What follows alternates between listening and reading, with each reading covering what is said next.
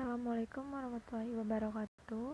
Perkenalkan, nama saya Rachel Oktaviani Solihin dari Prodi Manajemen, mata kuliah Pendidikan Agama Islam dengan dosen pengampu Pak Aden Sudarman.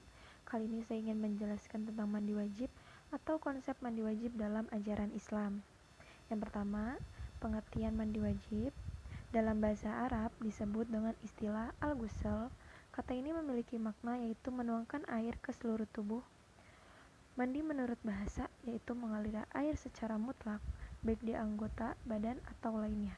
Sedangkan menurut istilah syara, ialah mengalirnya air mutlak, air yang suci mensucikan ke seluruh tubuh, mulai dari ujung rambut sampai ujung kaki dengan syarat-syarat tertentu dan disertai dengan niat. Mandi telah disyariatkan agama, baik untuk kebersihan maupun menghilangkan hadas sebagai syarat suatu ibadah ataupun tidak. Yang kedua, hal-hal yang mewajibkan mandi wajib. Para ulama menetapkan ada 6 hal yang mewajibkan seseorang untuk mandi wajib. Yang pertama, keluar mani, yakni keluarnya sperma dari alat kelamin baik disengaja atau tidak disengaja. Yang kedua, berhubungan badan. Istilah ini disebutkan dengan maksud persetubuhan atau jima. Yang ketiga, meninggal. Seseorang yang meninggal, maka wajib atas orang lain yang masih hidup untuk memandikannya. Yang keempat adalah haid atau menstruasi, adalah kejadian alamiah yang wajar terjadi pada seorang wanita dan bersifat rutin bulanan. Keluarnya darah haid itu justru menunjukkan bahwa tubuh wanita itu sehat. Yang ketiga adalah yang kelima adalah nifas, darah yang keluar dari kemaluan seorang wanita setelah melahirkan. Nifas itu mewajibkan mandi jenabah meski bayi yang dilahirkan itu dalam keadaan meninggal. Yang keenam adalah melahirkan. Seorang wanita yang melahirkan anak meski anak itu dalam keadaan meninggal, maka wajib atasnya untuk melakukan mandi jenabah bahkan meski saat melahirkan itu tidak ada darah yang keluar. Artinya, meski seorang wanita tidak mengalami nifas. Oke, yang ketiga, hal yang membatalkan mandi wajib. Yang pertama adalah tidak melakukan mandi wajib secara benar. Hal pertama yang membuat mandi wajibmu tidak sah adalah ketika dilakukan dengan cara yang tidak benar. Mungkin saja ada poin-poin di mana tata cara mandi wajibnya lupa atau tidak sesuai. Yang selanjutnya, tidak membaca niat. Termasuk hal penting ketika hendak melakukan mandi wajib. Inilah yang membedakan mandi wajib dengan mandi biasa. Cara membaca doa mandi wajib pun dilakukan dalam hati atau tidak bersuasa. Yang selanjutnya adalah tidak menggunakan air yang bersih. Ketika melakukan sesuatu yang akan mensucikan kembali tubuh, mandi wajib haruslah dilakukan dengan air yang bersih. Yang selanjutnya ada bagian tubuh yang masih kering. Proses menghilangkan hadas besar dengan mandi wajib haruslah membasahi seluruh anggota tubuh. Membasahi seluruh tubuh termasuk bagian-bagian yang tersembunyi seperti lubang hidung dan mulut. Bisa dilakukan lewat berkumur atau menghisap air ke hidung dan mengeluarkannya. Yang selanjutnya ada rambut dalam keadaan tidak terurai. Bagi seorang perempuan atau laki-laki yang memiliki rambut panjang, ada baiknya untuk tidak mengikat rambutnya saat melakukan mandi wajib, sebab bisa saja air tidak masuk hingga ke sela-sela rambut sehingga mandi wajibnya tidak sah. Yang selanjutnya adalah masih terdapat kotoran di dalam kuku. Kotoran yang ada di dalam kuku bisa menghalangi air sampai ke badan, khususnya pada bagian bawah kuku. Yang selanjutnya ada tidak sesuai urutan. Tertib dalam melakukan mandi wajib tertib dalam melakukan mandi wajib dapat membatalkan mandi wajib itu sendiri.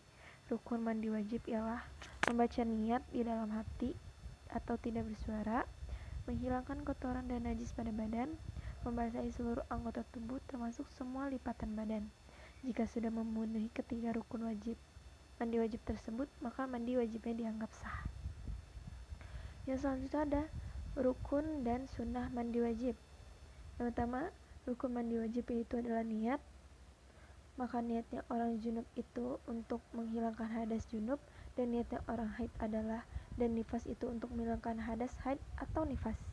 Niat dilakukan pada saat melakukan kebasuhan atau siraman yang pertama kali. Jika seorang yang mandi melakukan niat sesudah menyiram badan, maka mandinya harus diulang. Menyiram seluruh anggota badan, dari ujung rambut sampai dari ujung kaki. Dan jika orang memakai gelang, maka wajib untuk melepas gelang tersebut, serta mandi wajib untuk membasuh bagian seperti daun telinga, hidung, dan sela-sela badan. Yang kedua ada sunnah mandi wajib, yaitu membaca basmalah atau bismillah. Yang kedua, membersihkan najis terlebih dahulu. Yang ketiga, mengusap-usapkan tangan pada anggota badan. Yang selanjutnya adalah berwudu sebelum mulai mandi. Yang kelima adalah membaca doa setelah wudu. Yang keenam, membasuh badan sebanyak 3 kali. Yang ketujuh, pada saat mandi menghadap kiblat.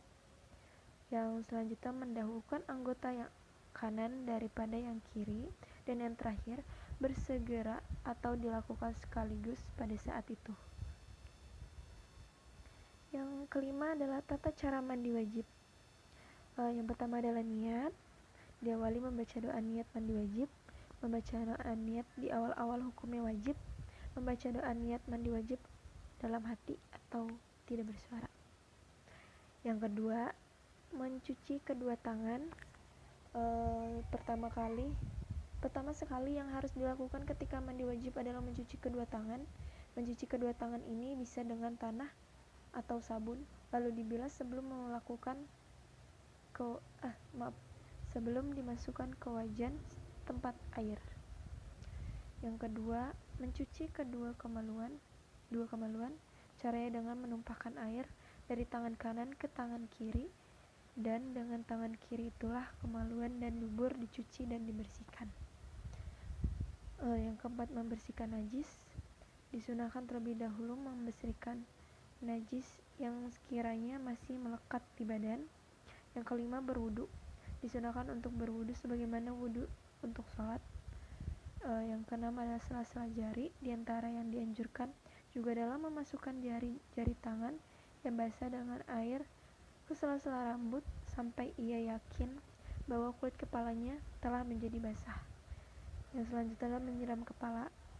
Sunnah juga untuk menyiram kepala dengan 3 kali siraman sebelum membasahi semua anggota badan.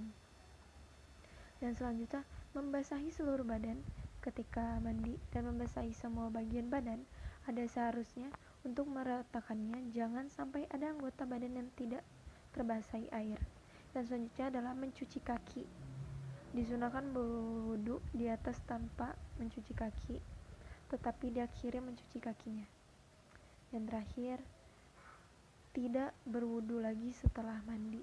Bila seseorang hendak mengerjakan sholat setelah mandi wajib, maka wudu yang dilakukan saat mandi telah mencukupinya selama wudu tersebut belum batal, sehingga ia tidak perlu mengulangi wudunya setelah mandi.